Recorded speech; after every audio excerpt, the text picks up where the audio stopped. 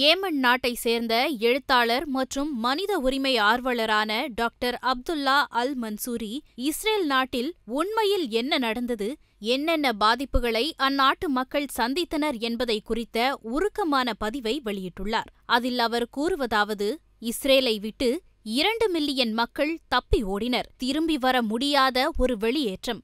இஸ்ரேலின் முழு இராணுவமும் உள்கட்டமைப்பும் அழிக்கப்பட்டன.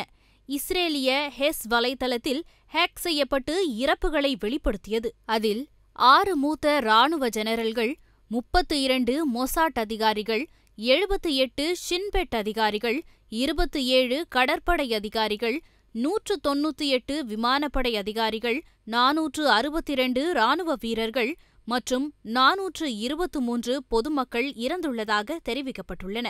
இஸ்ரேலின் ஏவுகணை இழப்புகள் $12 பில்லியன் எட்டியுள்ளது.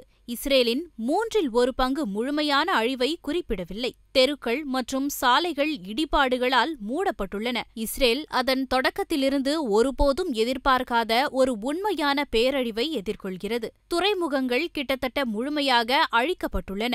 எரிவாயு மற்றும் மின்சார நிலையங்கள் சேதமடைந்து சேவைகள் நிறுத்தப்பட்டுள்ளன. தொலைக்காட்சி, செயற்கைக்கோள் சேனல்கள் மற்றும் ஊடகங்களில் காட்டப்படாத விஷயங்கள் உள்ளன. அவை கிட்டத்தட்ட முழுமையாக அழிக்கப்பட்டுள்ளன. விமான நிலையங்கள் அழிக்கப்பட்டுள்ளன.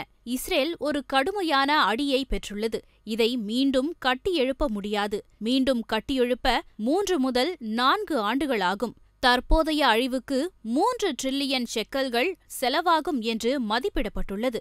நெதன்யாகு ஈரான் மீது தனது தாக்குதலை விரைந்தார். ஆனால் அவரது தாக்குதல் எதையும் சாதிக்கவில்லை. ஈரானிய அணு உலை பாதிக்கப்படவில்லை.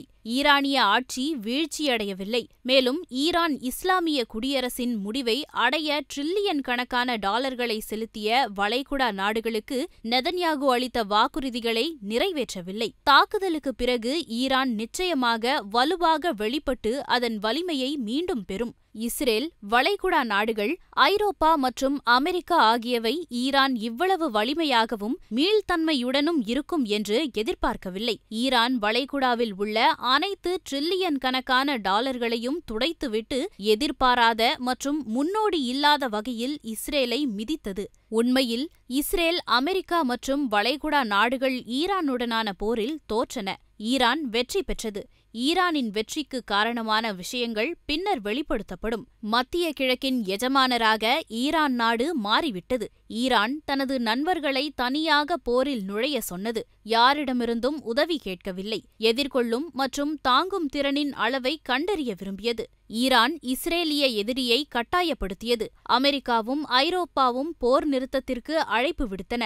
ஈரான் போரை நீட்டித்து அமெரிக்காவையும் இஸ்ரேலையும் சோர்வடையச் செய்யும் என்று ட்ரம்ப் அஞ்சினார். இது அமெரிக்கா மற்றும் இஸ்ரேலின் உடனடி சரிவுக்கு வழிவகுக்கும். உலக பொருளாதாரம் எரிபொருள் நெருக்கடிகள் மற்றும் உலகளவில் உணவு மற்றும் அடிப்படை பொருட்களின் விலை உயர்வுக்கு ஆளாக நேரிடும் என்று குறிப்பிட தேவையில்லை. இது 3ஆம் உலகப் போரை தூண்டிவிடும் என்றும் ஈரானின் நட்பு நாடுகள் போரில் சேரும் என்றும் அமெரிக்கா அஞ்சியது. இது மோசமான விளைவுகளுக்கு வழிவகுக்கும் என்றும் அமெரிக்கா அஞ்சியது என டாக்டர் அப்துல்லா அல் மன்சூரி குறிப்பிட்டுள்ளார்.